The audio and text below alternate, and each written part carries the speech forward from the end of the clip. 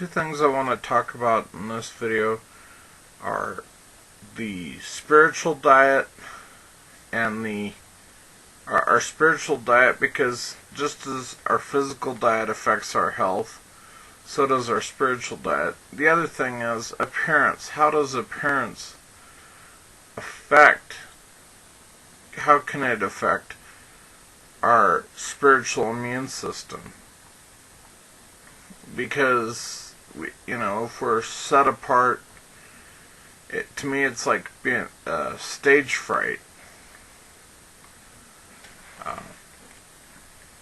Why are people afraid of public speaking? Because of, they're afraid of making mistakes in front of an audience, right? To me, our appearance can do the same thing. If we look like a Hebrew, then we've got that accountability. If we're wearing tzitzit, if we've got a beard, if we're wearing a head covering, for women, head covering and modesty, it's a constant thing. It's like you're always on stage, and you can never hide from that.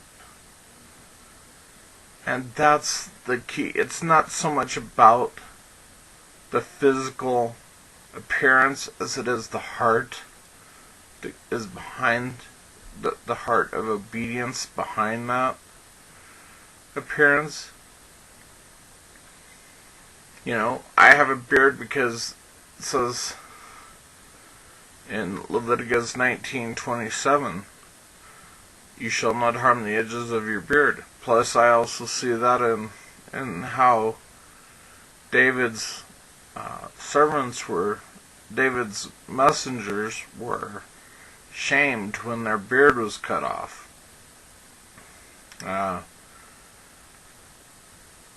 And he tells them to stay here in Jericho until your beard regrows.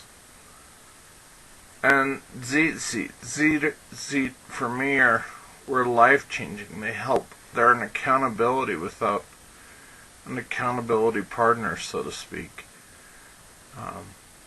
And I see that as an important thing for women. Head covering, that you're married to Messiah. Not so much. I mean, sure, physical. That's the rabbinic side of it. That, married women cover their head, blah, blah, blah. Okay, fine, whatever. But let's look at it more as being married to Messiah. And realize that the head covering is a physical symbol of spiritual protection. Why? Because the mindset that it takes to choose to wear a head covering every single day, that kind of mindset is going to be a lot less susceptible to Satan's attacks, to Satan's viruses. The virus we call sin.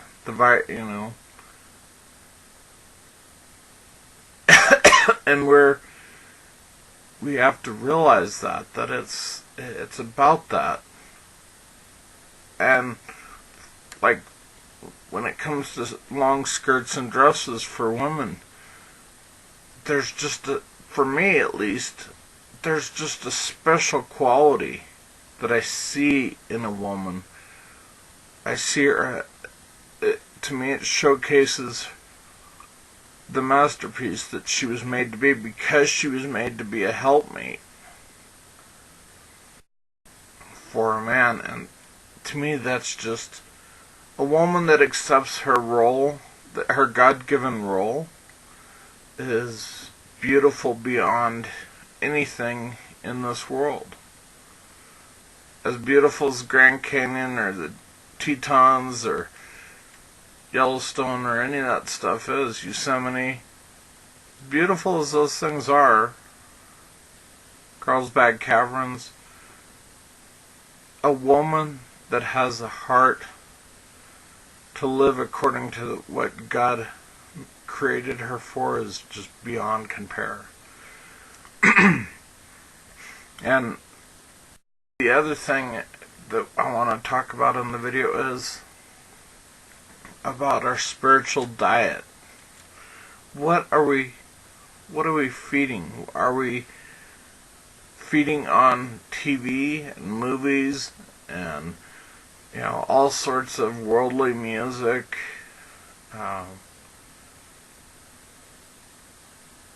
smells, whatever?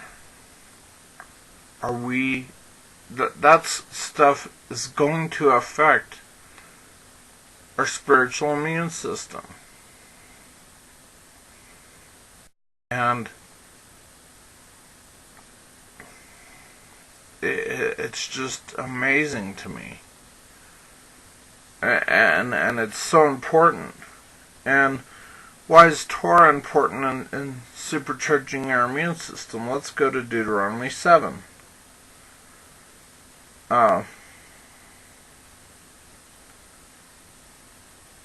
Let's start in verse 12.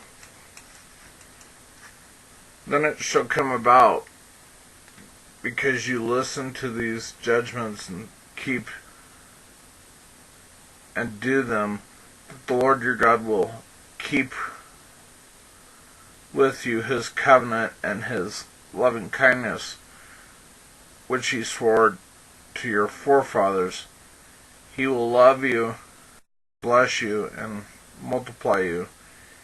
He will also bless the fruit of your womb and the fruit of your ground, your grain and your new wine and your oil, and increase your herd, and the young of your flock in the land which he swore to your forefathers to give you. You shall be blessed above all people. There will be no male or female. There shall be no male or female barrenness among you or among your cattle. The Lord will remove from you all sicknesses, and he will not put upon you any of the harmful diseases of Egypt which you have known, but he will lay them on all who hate you. So that that talks about keeping his word and the blessings behind it. And you can also read that in Deuteronomy 28 about the blessings and curses. But it says there, I will not put any of the diseases upon you that were upon the Egyptians. And if you look at Egypt being a type of the world, I will not put any of the diseases of the world upon you. And there can be other reasons why we have diseases, but I can tell you personally, when I started embracing the Torah, my brain tumor was healed, and my parathyroid started working. And the whole thing with the parathyroid not starting to work after it hadn't been working for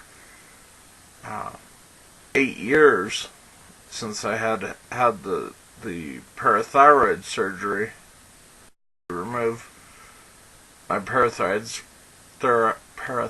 from my neck and implant a portion of them into my arm, and they didn't take to control my calcium levels in my blood.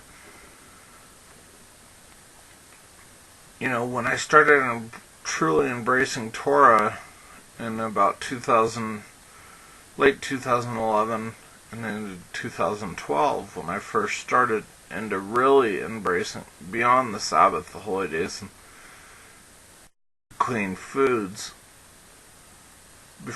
beyond those things,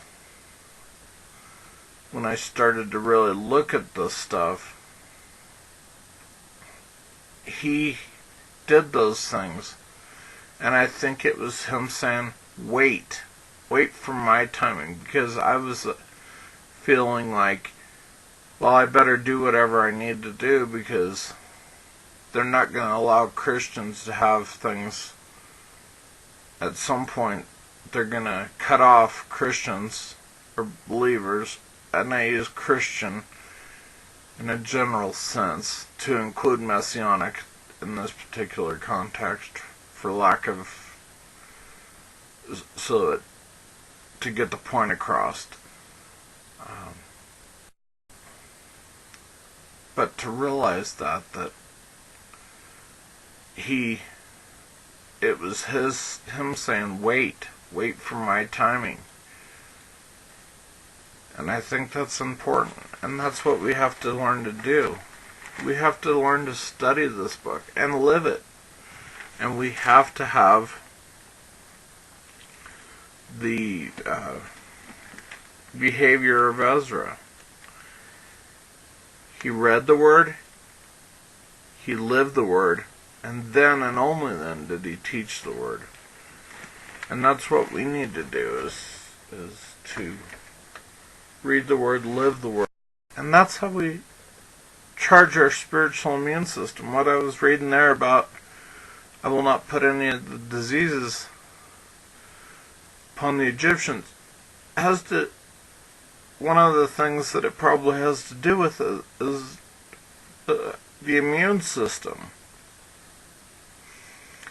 That there's something there about the immune system to those who embrace Torah, and we need to worry about, we need to focus on our spiritual immune system as well. And you can look at things that it says not to eat in Scripture and see that those things can carry disease. Pigs and shellfish and scavengers. There's a point to all this.